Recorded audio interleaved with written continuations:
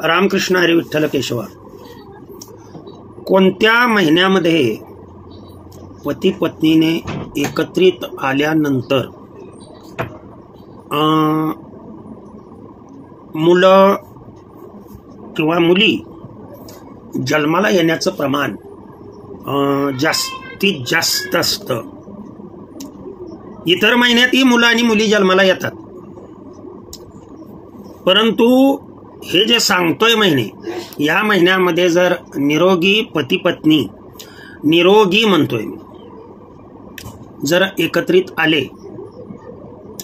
ज्यांना कुठल्याच प्रकारची डिफिशियन्सी नाही, म्हणजे हार्मोनल बॅलन्स किंवा PCOS, PCOD, इतर कोणतेही गर्भाशयाचे रोग किंवा स्पर्म काउंट, मोर्टॅलिटी, व्हायबिलिटी स्पर्मची किंवा व्हेरिकोसेल, असे आजार असणाऱ्या लोकांसाठी नाही.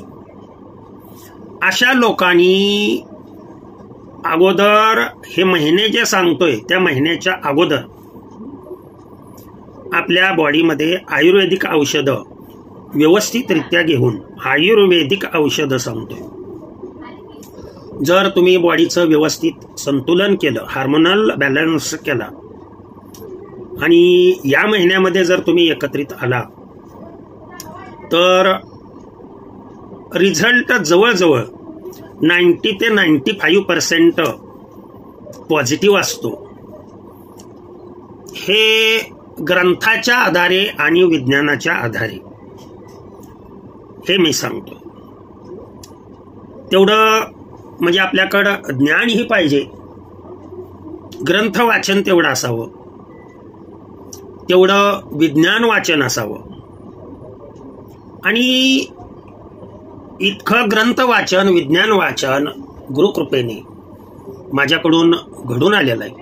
आणि म्हणून मी जास्तीत जास्त लोकांना त्या महिन्याच्या अगोदर 6 महिने औषधं घ्यायला सांगतो, की जेणेकरून तुमच्यामध्ये कुठल्याही प्रकारचे रोग राहणार नाही.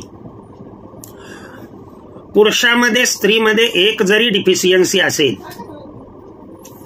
समजा अल्कलॉइड मीडियम नाही, पुरुषामध्ये स्त्रीमध्ये अल्कलॉइड मीडियम नाही, मीडियम जर अल्कलॉइड नसेल तर तुमचा एग बाहेर पडू द्या, स्पर्म आत पडू द्या, नो फर्टिलायझेशन.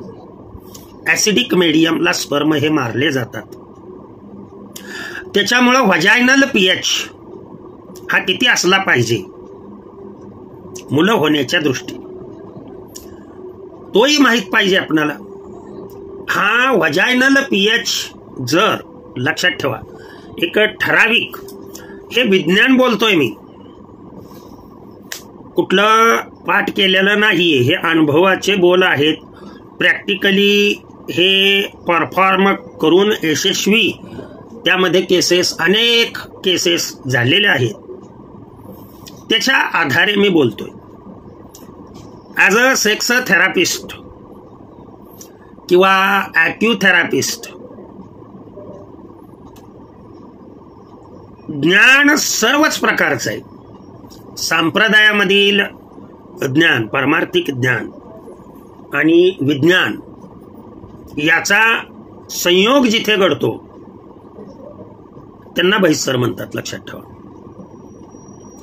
फक्त विज्ञान, एके विज्ञान वापरून जर तुम्ही यशस्वी होण्याचा प्रयत्न कराल, नॉट पॉसिबल. फक्त परमार्थावर विश्वास ठेवून जर तुम्ही करू इच्छित असाल, नॉट पॉसिबल.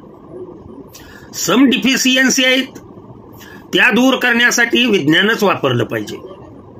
आणि त्या डिफिशियन्सी दूर करण्यासाठी प्रेरणा देणारा तो आहे, चालना देणारा तो आहे. नाडी परीक्षण केल्यानंतर यांना कुठलं औषध देणं आवश्यक आहे आणि कुठलं औषध यांना चालू शकतं हे ज्याला कळतं, तो या महिन्यामध्ये तुम्ही सेक्स केल्यानंतर तुमचा म्हणजे 101%, जे 10-15 वर्ष, 20 वर्ष ज्यांना मुलं नाही, किंवा ज्यांनी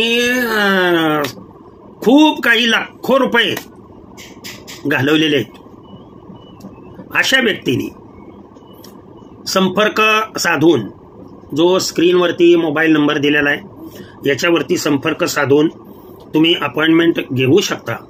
नाडी परीक्षण केल्यानंतर मग तुम्हाला किती दिवस औषधं घ्यावी लागतील, किती दिवस तुमच्यामध्ये डिफिशियन्सी आहे त्या आयुर्वेदिक औषधांनी किती दिवस घेतल्यानंतर पूर्ण होतील, म्हणजे कोणतीही डिफिशियन्सी राहणार नाही. पण हे जे पुढं मी महत्वाच्या गोष्टी सांगतोय त्या महिन्याच्या अगोदर या गोष्टी होणं फार महत्वाचं आहे. मग हे महिने कोणते आहेत ते सांगण्यापूर्वी मी मागेही बोलून गेलो, फक्त मुलं होण्यासाठीच नव्हे तर तुम्हाला कोणताही आजार असू द्या त्या सर्व प्रकारच्या आजारावर आयुर्वेदिक, ज्याला alternative medicine, natural medicine, chemical free युक्त मेडिसिन खातोय तेच अन्न औषध म्हणून घेतलं तर त्याचा किती परिणाम चांगला होतो हे समजून सांगण्यासाठी माझे व्हिडिओ आहेत. ज्यांच्याकडे अमाप पैसा आहे, करोडोनी रुपये आहेत, पण समाधान नाही, अपत्य नाही, घराला वंश नाही, मग तो मुलीच्या स्वरूपात असू द्या किंवा मुलाच्या स्वरूपात असू द्या, हे कार्य मी अगदी फक्त औषधाचे पैसे घेऊन करत असतो. बाकीचे जे काही तुम्हाला ट्रीटमेंट करेन मी, मग ते न्यूरोथेरपी असेल, नॅचरोपॅथी असेल, ॲक्युप्रेशर असेल, ॲक्युपंक्चर असेल, किंवा सेक्सबद्दल काही गोष्टी असतील, गुपित गोष्टी असतील, आजार कोणताही असू द्या, किंवा ज्यांना मुलं झालेली आहेत परंतु भावी आयुष्य सुखी नाही, इरेक्टाईल डिस्फंक्शन किंवा सेक्स्युअल डिझायर मेल फिमेल नाहीच, म्हणजे पूर्णतः नाहीसा झालेला आहे, किंवा ज्यांची मासिक पाळी बंद झालेली आहे, after menopause how would you perform your sex behaviour, त्यासाठीही लक्षात ठेवा. मेनोपॉज नंतर होणारा त्रास, तोही त्रास आपणास बंद करावायचा असेल तरीही आपण औषधं देतो. मात्र आता निरोगी जोडपे केव्हा एकत्रित आल्यानंतर त्यांचे फर्टिलायझेशनचे चान्सेस हे वाढतात, ते महत्वाची गोष्ट मी सांगतोय. या अगोदर आपलं म्हणजे निरोगी अवस्था, स्पर्म काउंट किंवा आपली शरीरामध्ये असणारी डिफिशियन्सी ही दूर करण्यासाठी कमीत कमी 3 महिने, जास्तीत जास्त 6 महिने आयुर्वेदिक औषधं कंटिन्यू करणं आवश्यक असतं. एकत्रित येण्याचे दिवस साधारण नोव्हेंबर एंड पासून, लक्ष द्या मी काय म्हणतोय, म्हणजे साधारण 20 नोव्हेंबरच्या पुढे ते अगदी 20 फेब्रुवारी पर्यंत, त्यातल्या त्यात मॅक्झिमम हा कालावधी मी कसा सांगितला बघा, 20 नोव्हेंबर ते 20 डिसेंबर, 20 जानेवारी आणि 20 फेब्रुवारी, म्हणजे किती महिने झाले हे? 4 महिने. नोव्हेंबर ते डिसेंबर 1 महिना, डिसेंबर साधारण 3 महिन्याचा कालावधी, 4 नाही 3 महिन्याचा कालावधी. तर या कालावधीमध्ये जर तुम्ही एकत्रित आला निरोगी कपल तर अपत्य होण्याचे चान्सेस हे जास्त असतात. तुम्ही हे सायंटिफिकली सांगतोय मी. जनरली मुलं जन्माला येण्याचं प्रमाण केव्हा असतं ते मी सांगतो. तुमच्या लक्षात येईल वाढदिवस सर्वात जास्त ऑगस्ट महिन्यामध्ये असतात. त्याच्यापेक्षा कमी वाढदिवस सप्टेंबर महिन्यामध्ये असतात. मग इतर वेळेला जनरली आहेत, ज्याच्या त्याच्या प्रारब्धानुसार जसा जन्म ज्याला मिळेल तशा पद्धतीनं असतात. परंतु मॅक्झिमम जे बर्थ रेट आहे मुलांचा आणि मुलींचा तो एकतर ऑगस्टमध्ये, अमेरिकेचा विचार केला तर जुलैपासून सुरुवात होते. अलग लक्षात, जुलै ऑगस्ट, सप्टेंबरमध्ये कमी प्रमाण असतं, पण जुलै ऑगस्ट. आणि आपल्या भारताचा विचार केला तर ऑगस्ट आणि सप्टेंबर या कालावधीमध्ये वाढदिवस सर्वात जास्त असतात. याचा अर्थ असा आहे की त्याच्या अगोदर 9 महिन्याचा कालावधी. तसं वास्तविक पाहता 9 सप्टेंबर लक्षात ठेवा, हा वैज्ञानिक दृष्ट्या म्हणजे जास्त वाढदिवस असलेला दिवस. या दिवशी तुम्हाला जास्त वाढदिवस असलेले दिसतील.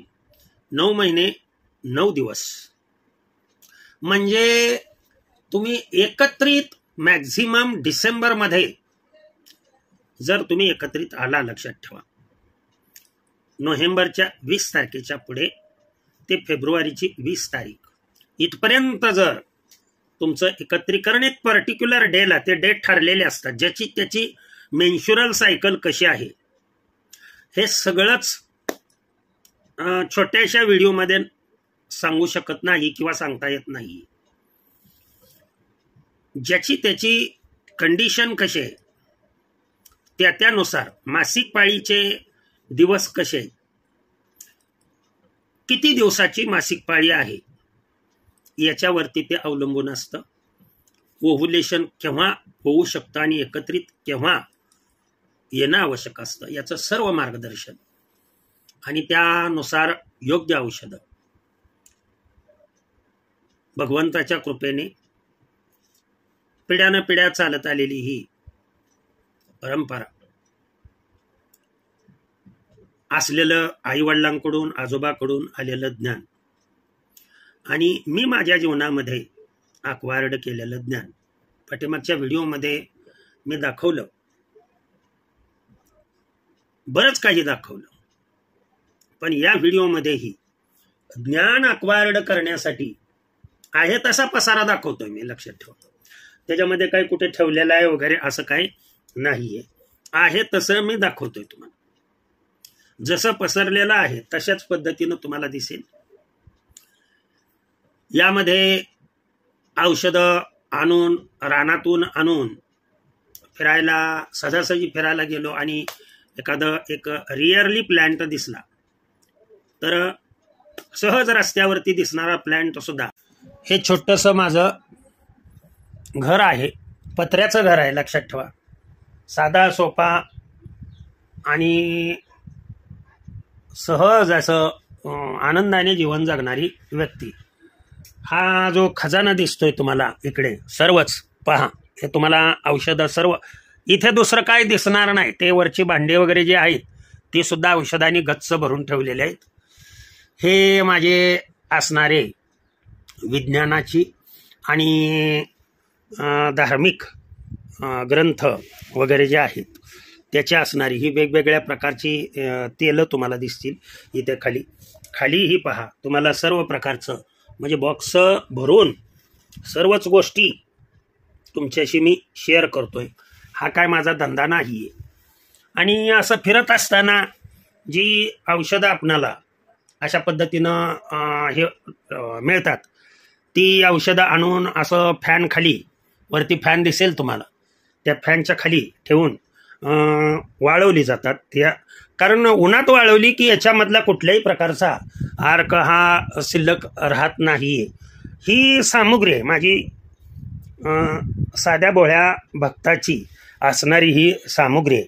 आणि हे प्रत्येक औषध हे बाजारातून विकत आणलेलं आहे, लक्षात ठेवा. त्याच्यामुळं हे फुकट मिळत नाही.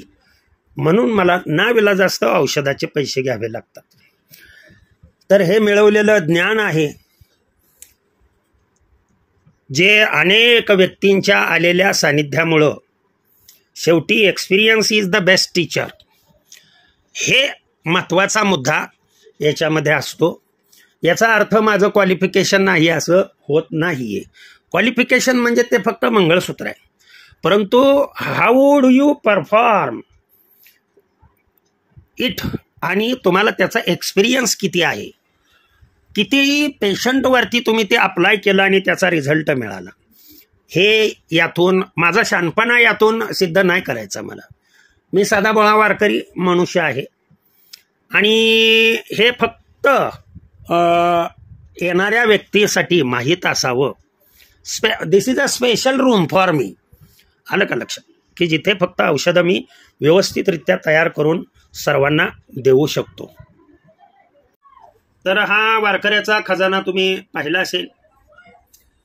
ह्याच्यामध्ये वेगवेगळ्या प्रकारचे ग्रंथ, वेगवेगळ्या प्रकारची सायन्सची बुक्स, त्यांनी केलेलं संशोधन, त्यांचे विचार, आचार्यांची मतं, आयुर्वेदिक सर्व